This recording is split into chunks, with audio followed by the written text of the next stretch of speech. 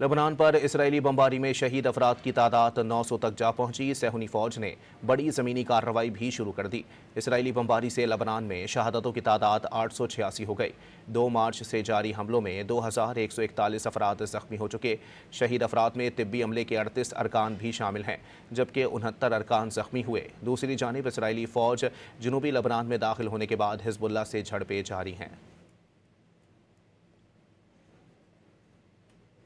لبنان پر اسرائیلی بمباری میں شہید افراد کی تعداد 900 تک جا پہنچی۔ صہیونی فوج نے بڑی زمینی کارروائی بھی شروع کر دی۔ اسرائیلی بمباری سے لبنان میں شہادتوں کی تعداد 886 ہو گئی۔ 2 مارچ سے جاری حملوں میں 2141 افراد زخمی ہو چکے۔ شہید افراد میں طبی عملے کے 38 ارکان بھی شامل ہیں، جبکہ 69 ارکان زخمی ہوئے۔ دوسری جانب اسرائیلی فوج جنوبی لبنان میں داخل ہونے کے بعد حزب اللہ سے جھڑپیں جاری ہیں۔ لبنان پر اسرائیلی بمباری میں شہید افراد کی تعداد 900 تک جا پہنچی۔ صہیونی فوج نے بڑی زمینی کارروائی بھی شروع کر دی۔ اسرائیلی بمباری سے لبنان میں شہادتوں کی تعداد 886 ہو گئی۔